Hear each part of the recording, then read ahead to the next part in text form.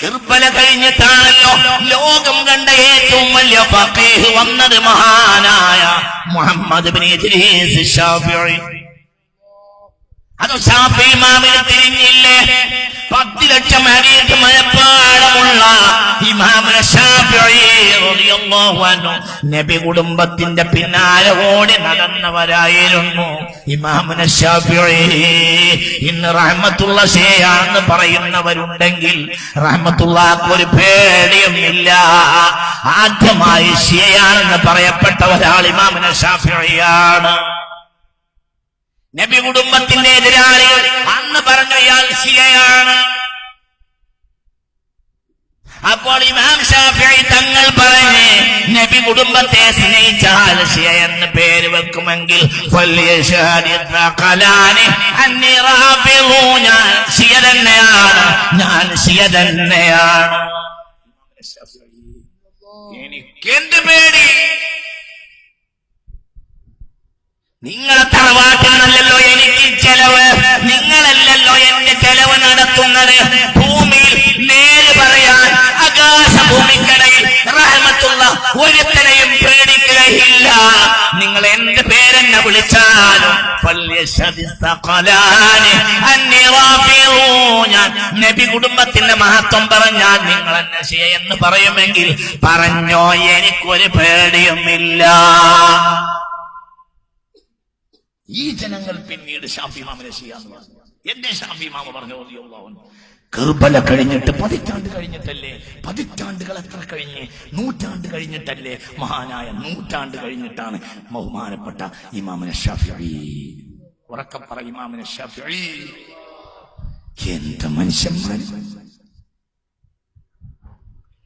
ولو كان ذنبي حب أهل محمد فذلك ذنب لست عنه وأتوب. എന്നെ എനിക്ക് കാണുന്ന ന്യൂനത, فلو كان ذنبي حب آل محمد, എന്റെ ന്യൂനതയായ ജനങ്ങളെ നിങ്ങൾ കാണുന്നത് ഹുബ്ബ ആലി മുഹമ്മദ്, നബി കുടുംബത്തെ ഞാൻ സ്നേഹിക്കുന്നു എന്നാണെങ്കിൽ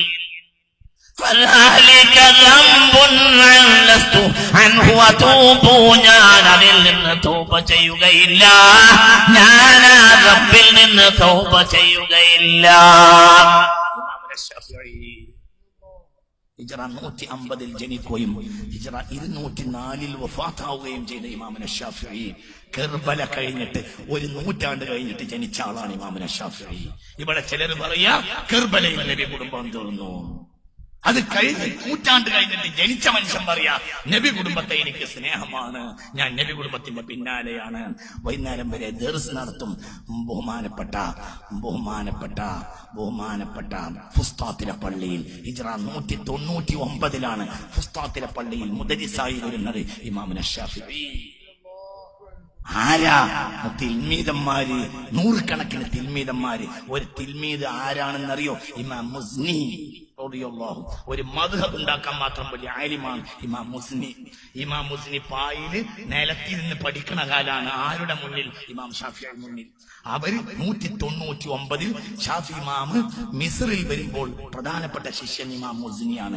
5 കൊല്ലം ഫുസ്താത്തിലെ പള്ളിയിൽ ദർസ് നടത്തിയിട്ടുണ്ട് ഇമാമുന ശാഫിഈ. 204 നബി കുടുംബത്തിന്റെ ശത്രുക്കൾ വന്നിട്ട് ഇമാം ഷാഫിയെ അടിച്ചു കൊന്നു.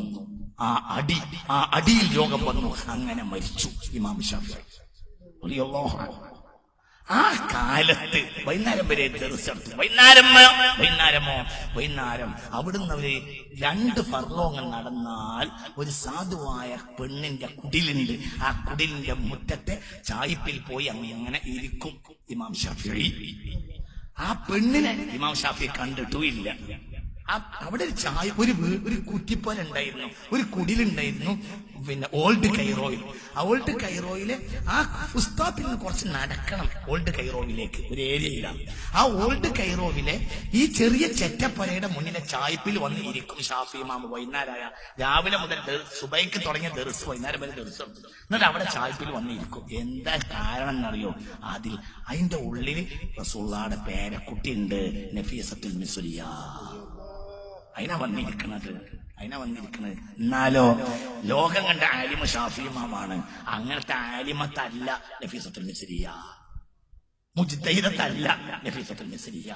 പക്ഷേ അവര് റസൂലുള്ളാഹിയുടെ വറാസത്താണ്, റസൂലുള്ളാഹിയുടെ റാത്താണ്, നബിയുടെ കടിയാണ്. സ്വഹാബത്തിൽ നിന്ന് കിട്ടിയ ഇൽമ് ഷാഫി ഇമാമിന്റെ കയ്യിലുണ്ടെങ്കിൽ ഇനി റസൂലുള്ളാഹിയുടെ റാത്തിന്റെ ഷറഫ് കിട്ടാൻ വേണ്ടിയിട്ടാണ് പോയിരിക്കുന്നത്. രണ്ട് കൂടം കൂട്ടിയാലാണ് സിറാത്തുൽ അൻഅം താലി. ഇതൊക്കെ മനസ്സിലാക്കുന്നവർക്ക് വേണ്ടി പറയാണ്. അള്ളാഹ്ക്ക് വേണ്ടി ചിന്തിച്ച് നീ മാറണമെങ്കിൽ മാറിക്കോ.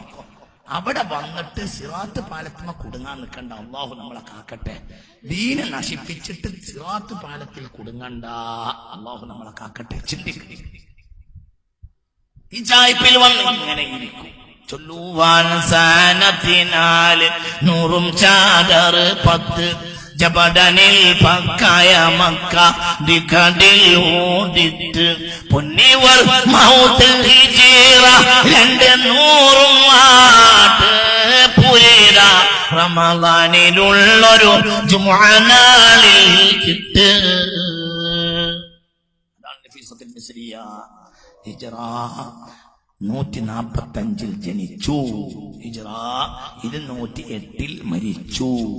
നഫീസത്തുൽ മിസ്രിയ 63-ാമത്തെ വയസ്സിൽ 54-ാമത്തെ വയസ്സിൽ ഷാഫി ഇമാം മരിച്ചു.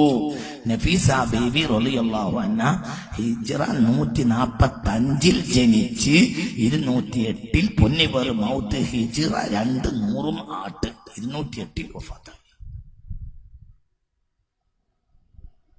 ഷാഫി ഇമാമിന്റെ മരണ ദിവസം ഇങ്ങനെ രോഗം മൂർച്ഛിച്ചപ്പോൾ ശിഷ്യന്മാരെന്നും പോയി നഫീസത്ത് ബീവിന്റെ അടുത്തേക്ക് ദ്വാരക്കാൻ പറഞ്ഞേക്കും. അപ്പോൾ കുടിലിന്റെ പുറത്തുനിന്ന് ശിഷ്യന്മാര് പറയും, മുരടനക്കും എന്തേ പറയും ഇങ്ങനെ. അപ്പോൾ പറയും, പറഞ്ഞേക്കും, വേലക്കാരി വശം പറഞ്ഞേക്കും. ഓരോ ദിവസം ദ്വാരന്നിട്ടുണ്ട്. ഒരു ദിവസം കുട്ടികൾ വന്നു, ഉസ്താദിന് രോഗം കഠിനമാണ്, ദ്വാരക്കാൻ പറഞ്ഞിട്ടുണ്ട്. ഗുണത്തിനോടും തേട്ടമിൻ പകരത്തെ അടവല്ലി കനവർക്ക് നൽകിയിടേറ്റെന്നുട്ടേ. ഒരു ദിവസം പോയി ശിഷ്യന്മാർ പറഞ്ഞു, ഉസ്താദിന് രോഗം കൂടുതൽ. അപ്പോൾ പറഞ്ഞേ, അല്ലാഹുവിന്റെ ലിഖാണ് നല്ലത്, അല്ലാഹുവിന്റെ ലിഖാണ് നല്ലത്. കുട്ടികൾ ഓടി ഓടി വന്നിട്ട് ഷാഫി ഇമാമിന്റെ അടുത്തേക്ക് അപ്പൊ ചോദിച്ചു, എന്തേ അവര് പറഞ്ഞത്? അപ്പോൾ പറഞ്ഞ ഖാനവർക്ക് നൽകിയിടട്ടെ. അല്ലാഹുവിന്റെ ലിഖാണ് ഏറ്റവും അഭികാമ്യമായത്. അപ്പോൾ ഷാഫി ഇമാം പറഞ്ഞു, എന്നാൽ എന്നെ കുളിപ്പിക്കുക, എന്നെ വെള്ളാണിക്കുക, എന്നെ കൊണ്ടുപോകേണ്ട ആള് പുറപ്പെടാതെ അവരങ്ങനെ പറയുകയില്ല. താമസം വിനാ ദിവസം ഷാഫി ഇമാം വഫാത്തായി.